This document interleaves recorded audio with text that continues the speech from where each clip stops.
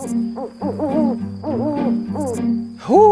2:30 in the morning. Yeah, that's right. For the more than 70,000 people that live on Whidbey Island, this is early, but for a baker, no, this is the normal time they show up. I'm Nick Ritchie, and this is Working on Whidbey, and welcome to Chris's Bakery. Let's go.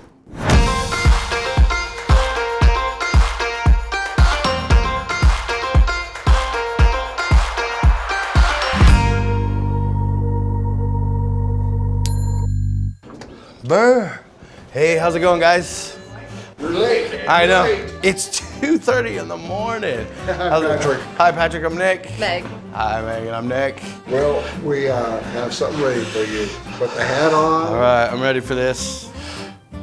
2:30 in the morning. All That's a right. big improvement right All there. right. Really? And then put this over your head. All right. Sweet. I'm ready to bake.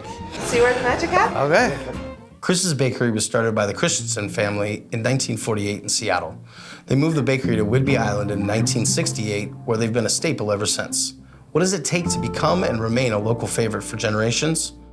I'm gonna find out. This is it. What's the first thing we do then? So the first thing we do is wash our hands. Right here. Yes. Okay. That's our little secret. Let's do it. You set a timer? No. If you sing the ABCs. A, B, Yeah. C, D, Y, and Z. Now my hands are clean. But it's good to know that in the food industry, they're washing their hands for a longer period than I am.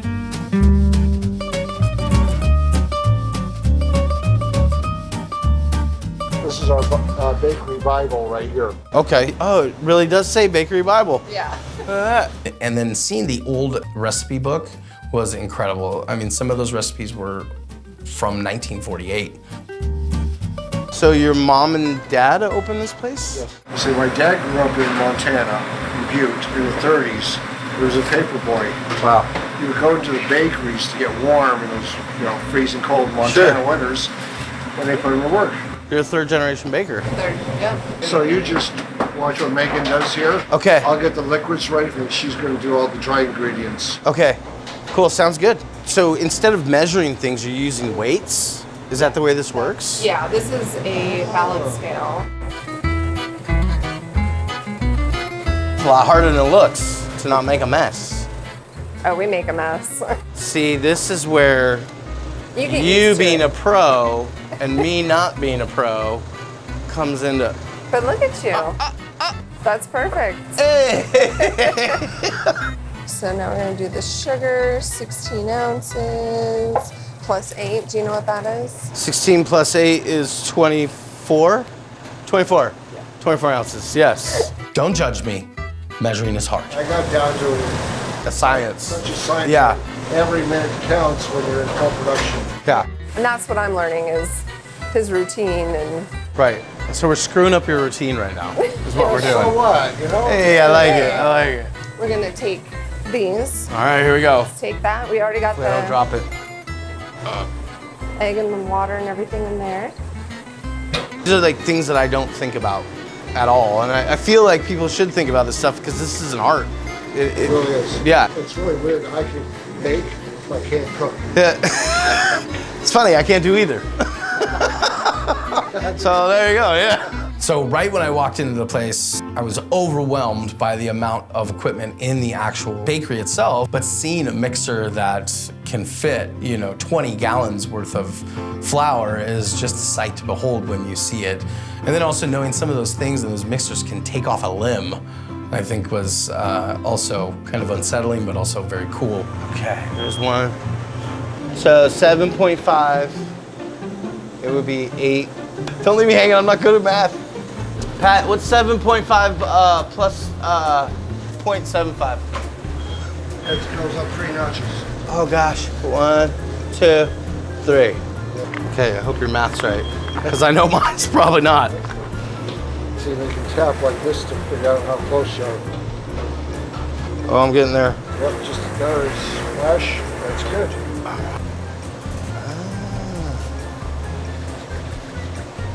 I'm one of you guys now. I'm I'm so honored. So now this is not the starter, right? This is the starter. Oh, this is the starter. Sourdough is all the rage if you didn't know. Now you know. Patrick, so what is starter? I know that it's alive, right? Yes. Okay. It's a live culture, basically. Have you had this specific strain of, I don't know if we call it a strain or not. Forgive me, sourdough people. I know you guys are hardcore. One of the hardest things I had to do when we closed down the original shop was to get rid of our starters. That was like throwing away part of my life. Yeah, that's heartbreaking. Yeah. Yeah. But we were fortunate somebody gave us a starter, and I worked with what we have right here. So how long have you been working with that For specific? about 4 years. 4 years on that starter. That's incredible. Of course, I know people are 50, 75 years, Yeah. whatever, on some starters. That's wild. And it's just a wonderful process. It is. So to see those recipes being put out in a glass case is nostalgic. Knowing where those things came from and how old those recipes are, there's just something really cool about that. Kind of sounds like me and my kids going through the meat aisle and slapping all the meat. That's what it sounds like to me. Slapping each other. Yeah, well, that too, yeah. So how many kids do you have? I had 4. 4 kids. And our other daughter's going to be here pretty soon. She's the one that ices some donuts. I want to talk to Sarah so I can ice a donut. All right, so they got to be a pound, right? Yep. I thought everything was by cups. And then when I got to the bakery, I realized that they weighed everything, which was just kind of mind-boggling to me. They're actually weighing out the product, you know. Way too much. That's good. See, I got that okay. Slow in the process. I really am. Don't look at me.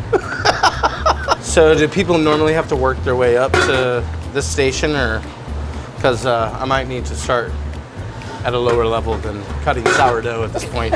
Pressure is higher all around. Oh my gosh. It's hard to find good help. We might hire him, we might not. Look what I've done. Look what I'm doing. Needless to say, I got demoted. Cutting sourdough takes practice. Good job. Let's see how I do icing donuts. A precise task that I have no experience in. What could go wrong? First off, what's your name? I'm Sarah. Hi, Sarah. And this obviously is a donut station. Yes. Walk me through it. So each morning we start icing them with the icing that we make here every couple days. First of all, we're going to start with the chocolate. Okay. And we just dip it Oh, look at that. and then give it a little shake. So I'm just gonna pick one up. Uh-huh. And then this is the top side, right? Yep. And then just. So while I'm making these donuts, I was frosting them and I was thinking to myself, wow, you're doing an incredible job. And then as I'm rolling them in, I noticed that the frosting is not getting on the full donut. And I'm looking at hers, and hers are much better than mine. However, I thought I was gonna be great at this.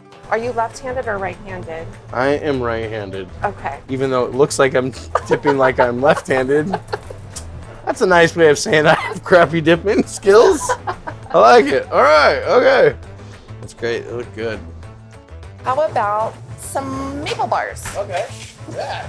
Now I've been doing this since I was like, as long as I I can feel like this stand. gets like, messy, doesn't it? yes. You just get a little bit of smooch on there, right? Swipe it across and pull down.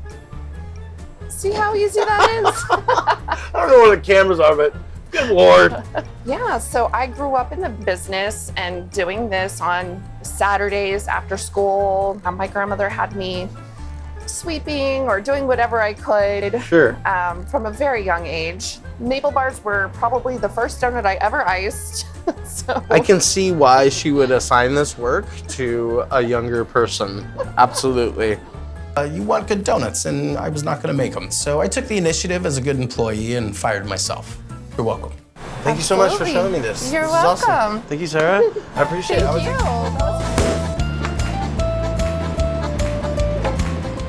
you. You guys already cooked all that stuff too? Man, it's like a well-oiled machine in here. So They're baking probably 20 different items all at once. Them being able to just multitask was just mind-blowing. Pumping out croissants, they were pumping out crullers, they were pumping out maple bars, they were pumping out sourdough. Chantilly, right? Got the name right. And what are you making right here? I am making croissant dough right now. A croissant dough. And how many times will you put it through this device? Holy moly. When I get one through, there's one more round of butter, and then in total, it'll get run through 2 more times after that. Wow. Okay, don't put your fingers in the roller because you could have a bad day. So doing this every day, this is probably something that you could just feel right? When you're cooking this stuff. Yeah. Do you even really measure anything anymore, or is it more of just? We still measure everything. Sure. But, the donut dough, I make that twice a day, 5 days a week. I don't look at the recipe anymore. Oh, that's incredible. That's 1.5 blocks of that butter goes in there. Woo! So if you get a croissant gluten-free, it would just be butter, right?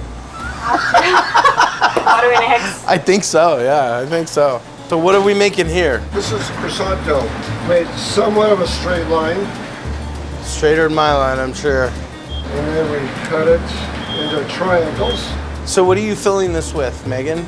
This is our homemade almond paste, my grandfather's recipe. Almond croissant with the almond paste. Do not say almond filling, you will be in trouble. Missed one. Missed one. See, that happens all the Quality time. control, that's what I'm here for. Take that and Okay. fold it over the almond paste. Folded? Roll it up. And then you want to make sure this part is down. And then I put them in rows of 12. That's a normal dozen, right? Yes, What's a baker's dozen? 13. Yeah. And don't be afraid, just like I can slap it on there. Okay, all right. I mean, you don't want them drowning, but Like those two right there? Oops. Just screw it up. There we and then go. just, yeah, kind of pat them down. There you go. I mean, I've only been here one day, not even a whole day. And this is tough work. This is not easy. So I rolled a few and then realized I wasn't good at it. The standards that they hold for their bakery is like nothing I've ever seen. Dude, leave it to the professionals. So what needs to happen before the drive-thru opens? So before that, we have to fill the cases with all of the decorated donuts, the pastries, and then we have to make all the breakfast sandwiches. Oh, yeah, that's right. Yeah. Hey, Nick, Ah. you want to pan up some Danish? Yes. And then you're just going to put it in a row this way. Okay. This is the display for customers, right? Yes. Are these lemon? These are actually peach. Peach and cinnamon sugar. Peach? Yes. You hate the way I'm taking these off, don't you? My anxiety isn't kicking in at all. Okay, all right, I'm not triggering anybody, that's good. You can overlap them a little bit so they can make a little bit more. Okay. This is how a professional trays it up. Yeah. This is how a pro does it. So these are the ones that I made earlier. These are the almonds with the almond filling and then, Homemade almond paste. So that one's ready to go out. okay. And then we try really hard to help prevent cross-contamination. So I'm taking off my glove that I use because these have nuts. Ah, And then gotcha. we have a separate tong that we'll put on the tray specifically for the almond croissants. Smart. Okay, I'll follow you.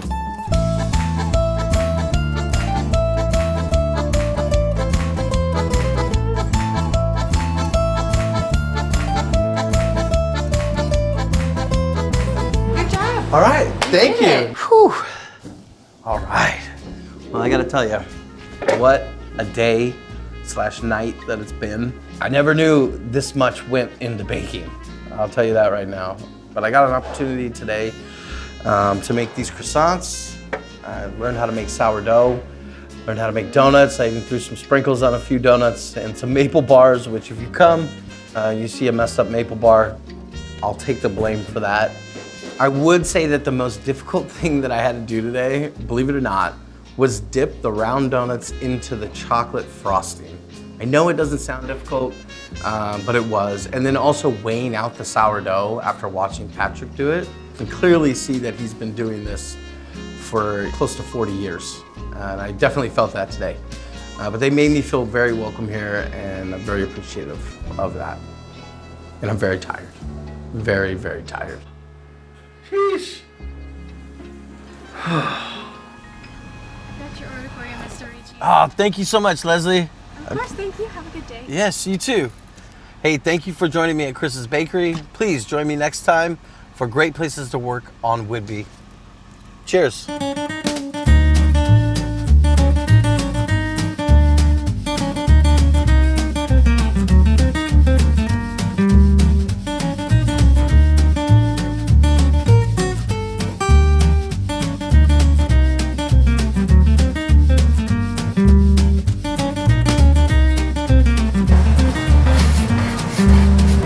That's what you guys do, right? Yep. Want more working on Whidbey? Follow us here for new and upcoming episodes, and follow us here for behind the scenes content. See you there.